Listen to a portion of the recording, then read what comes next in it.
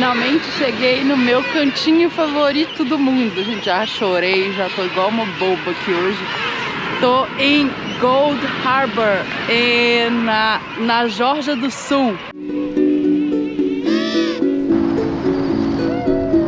O nome da bióloga é Dani Abras, mais conhecida como Dani Baleia. Esses mamíferos marinhos são a razão de viver dela. Cada vez que eu chego na Antártica, eu tenho a mesma sensação de que está sendo a primeira vez. Eu acho que o que me encanta mais é o tanto que a Antártica é a natureza do jeito que ela pode ser, sabe? O nosso impacto ainda é muito pequeno naquela região.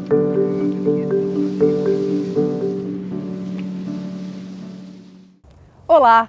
Hoje no Repórter Eco, a bióloga Dani Abras revela a fascinante vida marinha em viagens ao continente gelado e a outros pontos do nosso planeta. E veja também.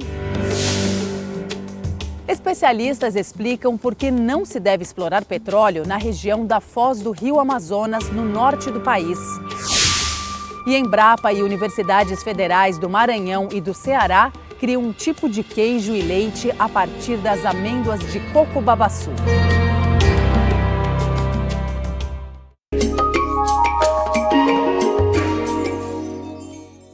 A intenção da Petrobras de explorar petróleo no Oceano Atlântico, ao norte do Brasil, causa polêmica. Cientistas e ambientalistas afirmam que a região, a 500 quilômetros da foz do Rio Amazonas, deve ser preservada. Ela é rica em biodiversidade. Os peixes, por exemplo, garantem a sobrevivência dos povos indígenas e ribeirinhos.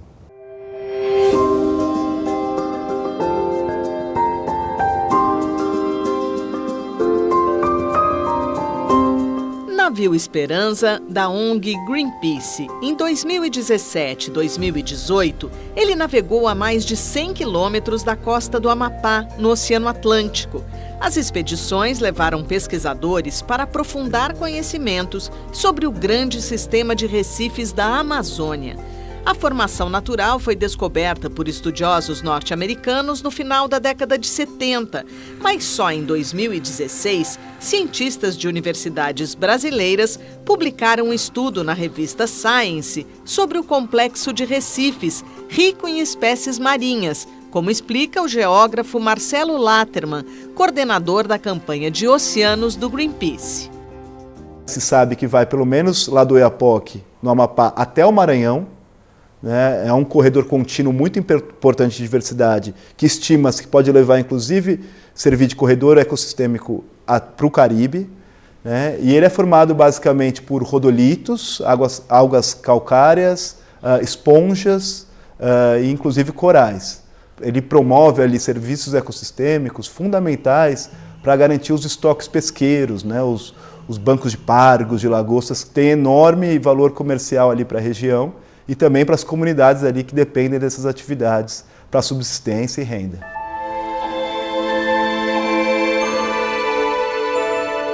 É nessa região que a Petrobras quer explorar petróleo. A primeira licença solicitada ao IBAMA do Ministério do Meio Ambiente foi negada.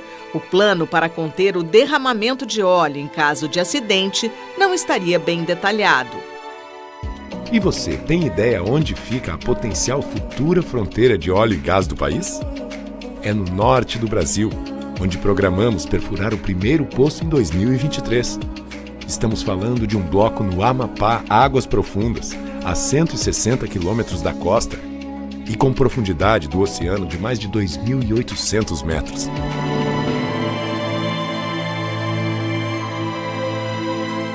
As primeiras perfurações serviriam para verificar se realmente existe petróleo na área que fica a cerca de 500 quilômetros da foz do Amazonas, o ponto onde o rio deságua no mar. Uma região frágil e rica em biodiversidade, segundo o geógrafo Carlos Durigan, diretor da WSC Brasil. É a maior foz hidrográfica do planeta em termos de volume de água que chega no Oceano Atlântico, e isso gera um conjunto de ambientes únicos, né? Então nós temos aí uma grande extensão de manguezais, né? Que vai desde da região do Delta do Parnaíba, no Nordeste, até ao norte, né? Chegando aí a Guiana Francesa, o Suriname, né? Por ser uma junção de grande quantidade de água doce sobre o mar, também acaba constituindo um ambiente aquático único. O Marajó é a ilha mais conhecida, né? Mas é um sistema insular bastante complexo. E também nós temos aí uma diversidade aquática muito importante que envolve aí arrecifes de corais, né? Espécies de peixes que transitam entre a água doce e a água salgada. Há que se destacar os grandes bagres migradores, né? Que vivem parte do seu ciclo de vida na foz do Amazonas e migram para se reproduzir até próximo aos Andes, né? Então, isso transforma toda a região numa região ambientalmente muito complexa e, claro, né, também de grande relevância para as pessoas, povos indígenas, comunidades ribeirinhas, comunidades tradicionais que vivem em toda a região do estuário, né?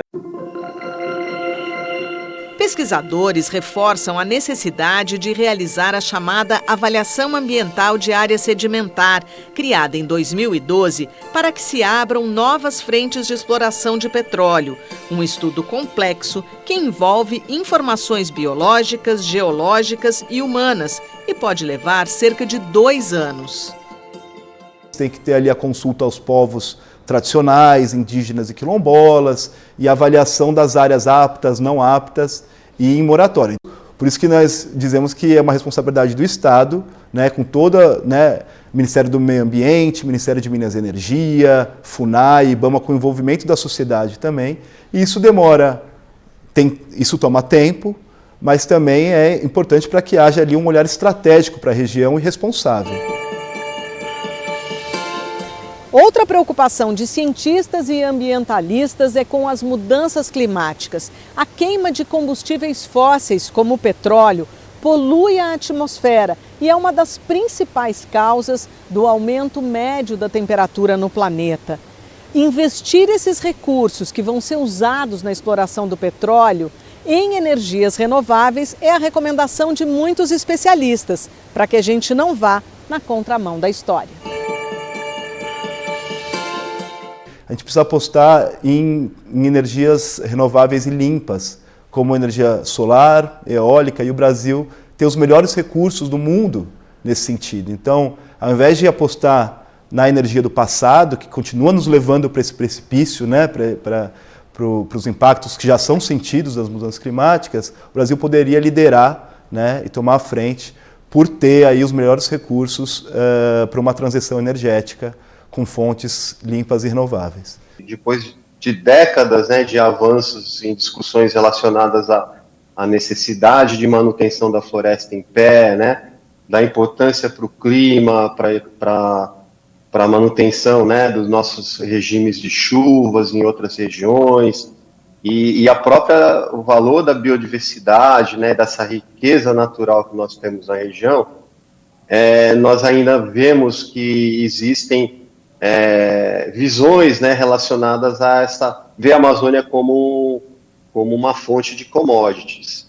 Isso acontece, né, nas frentes de exploração de petróleo e gás, nas frentes de exploração mineral, e mesmo nas frentes de exploração de outros recursos naturais, por exemplo, madeira, né? É um processo de degradação gradativa, né, e empobrece, né, e cada vez mais nosso rico patrimônio natural, e também começa a afetar já os serviços ecossistêmicos que são providos pela grande extensão de florestas que nós temos na região.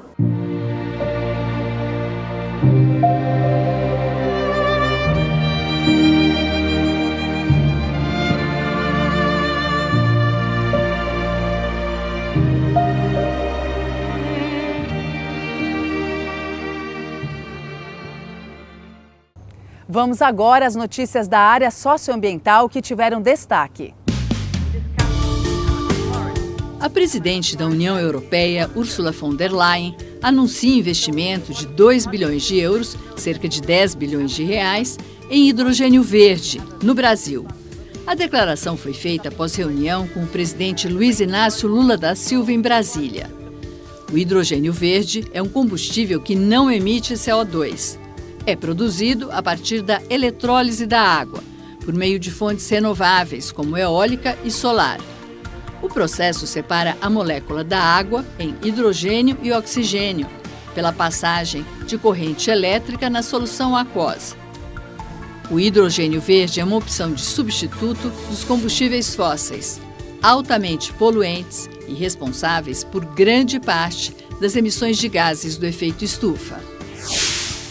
O desmatamento nos biomas brasileiros aumentou 22,3% em 2022.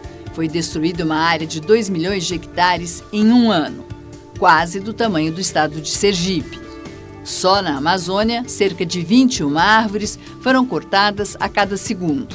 É o que informa o relatório anual de desmatamento da rede de ONGs MapBiomas. Daqui a pouco, aqui no Repórter Eco. Pesquisadores desenvolvem novos produtos como um tipo de queijo e leite a partir das amêndoas de coco babaçu.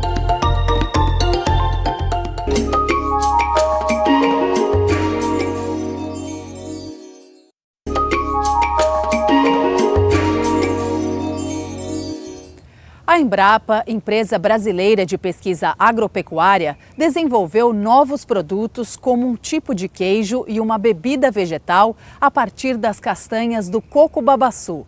O projeto conta com a parceria das universidades do Ceará e do Maranhão e com o apoio das mulheres quebradeiras de coco.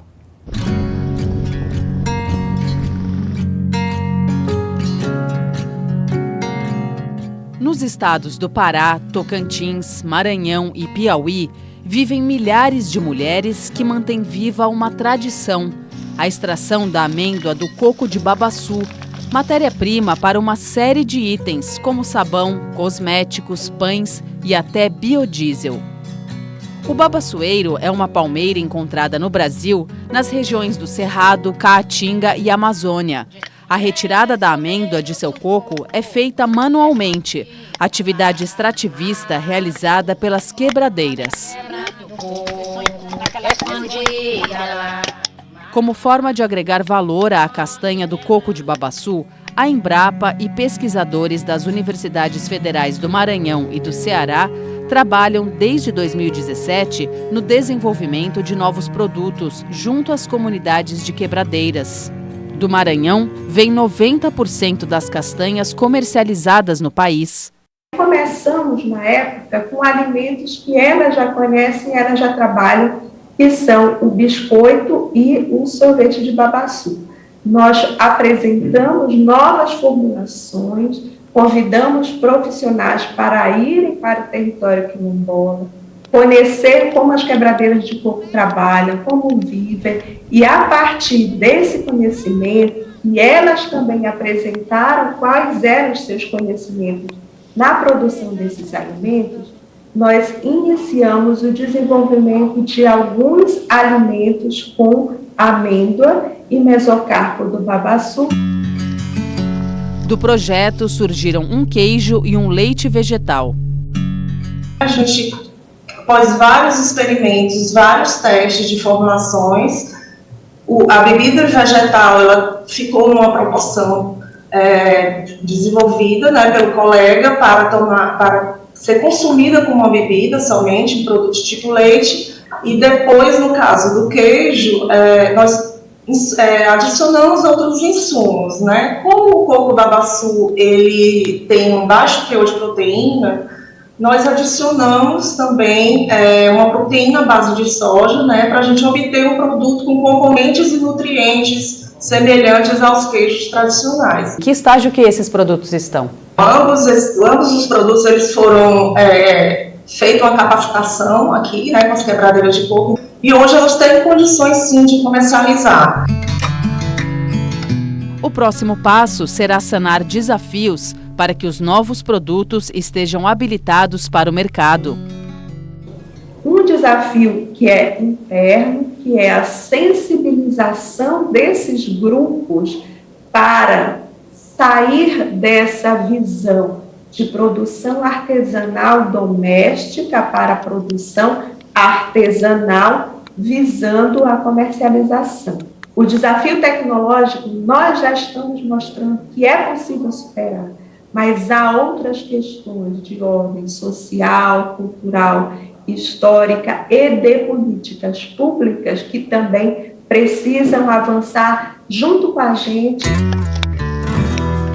Valorizar os conhecimentos das comunidades tradicionais, criar novas fontes de renda para as trabalhadoras, promover a biodiversidade encontrada no Brasil. Os produtos do coco de Babaçu podem ter impacto socioambiental positivo e transformar a realidade de quem depende da atividade para sobreviver. São produtos que, além de carregarem a identidade social, cultural do estado do Maranhão, são produtos de qualidade em que há, sim, consumidores interessados em pagar, inclusive, um valor a mais para ter acesso a esse tipo de alimento. A gente consegue apresentar produtos que transformam essa relação do Babaçu com miséria e sofrimento para Babaçu inovação, Babaçu conectado às novas tendências de consumo, a novas tendências de mercado. Então, isso é possível.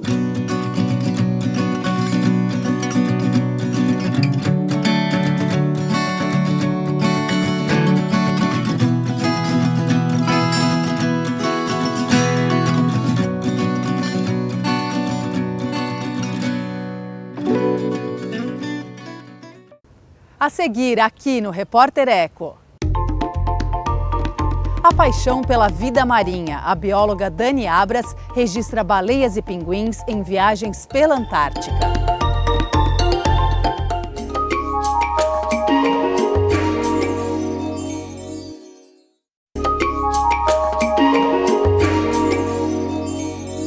A bióloga Dani Abras é uma apaixonada pela Antártica e especialmente por espécies de baleias e pinguins.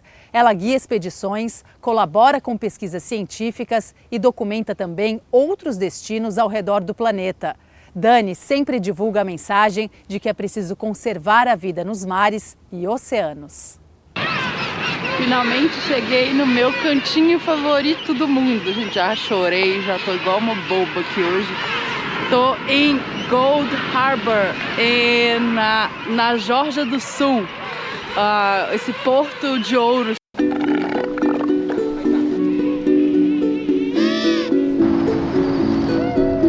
O nome da bióloga é Dani Abras, mais conhecida como Dani Baleia. Esses mamíferos marinhos são a razão de viver dela. Cada vez que eu chego na Antártica, eu tenho a mesma sensação de que está sendo a primeira vez. Eu acho que o que me encanta mais é o tanto que a Antártica é a natureza do jeito que ela pode ser, sabe? O nosso impacto ainda é muito pequeno naquela região. Dani é guia de expedições em navios, em destinos exóticos ao redor do mundo. Conduz grupos de turistas, principalmente na Antártica, o continente gelado do planeta, há cerca de 8 anos e colabora com pesquisas científicas. Para ela, uma sorte e uma missão. Quando eu estou na Antártica, naquele visual maravilhoso, com as baleias na minha frente, eu às vezes até choro de emoção, de tão incrível que é o meu trabalho. Eu era pesquisadora do Instituto Balejo Bart na época, e eu comecei a cultivar o sonho de ir para a Antártica e para ir para a Geórgia do Sul, porque eu queria ver as baleias lá se alimentando. E aqui na região dos Abrolhos, as baleias só se reproduzem. Elas estão aqui durante o inverno, descem para a Geórgia do Sul para se alimentar e voltam. Então elas ficam nessa migração anual. A especialista em baleias, mestre em oceanografia biológica, procurou empresas de turismo, ofereceu conhecimentos em troca da oportunidade de estar lá, aperfeiçoou o inglês, encarou o desafio e hoje faz ciência cidadã. Envia as fotos que faz das nadadeiras das baleias jubarte para pesquisadores de várias instituições. A minha principal colaboração atualmente é com o Happy Whale, que eu coleto as fotos, né, que é igual essas fotos aqui atrás de mim, e que essas fotos, elas são a foto-identificação do animal, né, é como uma impressão digital das baleias. Então eu tiro essas fotos e submeto a esse banco de dados e formo esse conjunto de informações aí que está crescendo muito. O avistamento mais frequente na Antártica é da espécie jubarte entre janeiro e março. Dani brinca com os turistas. Eles só não veem os mamíferos se estiverem de olhos fechados. E há outros encontros especiais. A gente tem também as populações de baleia mink antártica, que apesar de ser mais populosa, elas são um pouco mais tímidas, eu diria. Às vezes elas se aproximam, brincam bastante ao redor do barco, mas geralmente elas são muito rápidas, elas fazem aparições flash, né? Mas esse ano eu tive um encontro com uma baleia mink que foi absolutamente sensacional. A gente apelidou essa baleia de Mike the Mink, e essa baleia eu consegui identificar, inclusive, que era um macho, né, de tão brincalhona que essa baleia foi, e às vezes a gente consegue também ver orcas, né, e também é sempre especial, porque as orcas são as orcas, né? Então, todo mundo quer ver, mas não é com tanta frequência que a gente consegue ver. Outra paixão são os pinguins. São 7 espécies na Antártica. Eu vou para a Terra e a gente fica cercado de pinguins, né? Por mais que às vezes a gente tem que se afastar deles, eles se aproximam, principalmente os filhotes, que são muito curiosos. Então eles veem todo o charme de pinguim deles. E aí não tem jeito de se encantar com os pinguins. As mais comuns são a pinguim pacu ou pinguim gentoo, pinguim adélie, pinguim de barbicha. E aí, às vezes, muito raramente, a gente consegue ver um pinguim imperador. Às vezes, os turistas se aproximam dos animais de bote, que Dani Abras pilota. E aí a gente, obviamente, respeita toda a distância da regulamentação ali na Antártica. A gente não se aproxima mais do que 50 metros, a gente se aproxima devagarzinho, né, mais ou menos em torno de 3 nós de velocidade, faz uma aproximação lenta, calma, e muitas vezes, se a gente para o barco, as baleias tendem a se aproximar. As mudanças climáticas hoje são a principal ameaça a esses animais? O que a gente sabe é que com o derretimento do oceano Antártico, né, com as retrações desses oceanos, as distribuições podem ser diferentes e, principalmente, o gelo marinho tem uma relação muito importante com o krill, que é o principal alimento das baleias. Mas a gente tem outras ameaças e uma delas principal é o emalhamento das baleias em rede de pesca ou em aparatos de pesca e o atropelamento de grandes embarcações, principalmente durante os movimentos migratórios. O microplástico, eu falo que é um macro problema, né? A maior parte do plástico que as baleias ingerem é, na verdade, se alimentando do krill, que se alimenta de outros animaizinhos, né, que filtra o fitoplâncton da água e acaba alimentando também desses microplásticos. Então, a gente teve um impacto muito grande da caça durante o século passado e hoje as baleias estão em crescimento, mas a gente ainda tem as ameaças atuais.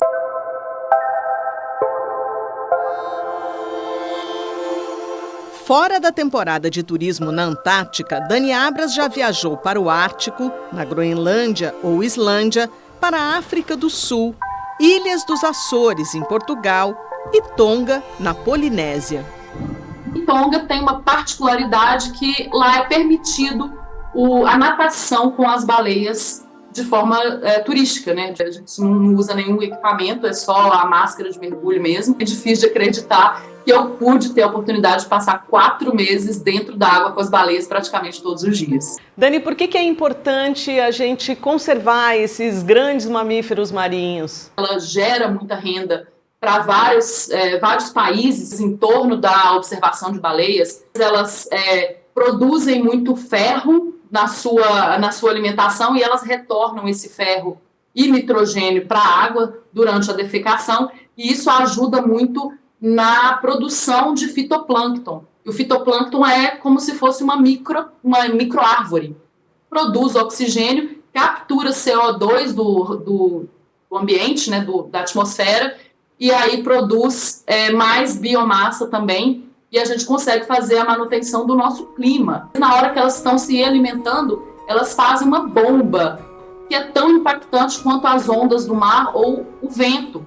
E nisso ela consegue trazer nutrientes lá do fundo do oceano para a superfície também. Essa produção acaba fazendo com que toda a cadeia alimentar se beneficie. Os peixes, os pinguins, as focas, toda a cadeia ecossistêmica vai também aí se beneficiar dessa bomba de nutrientes.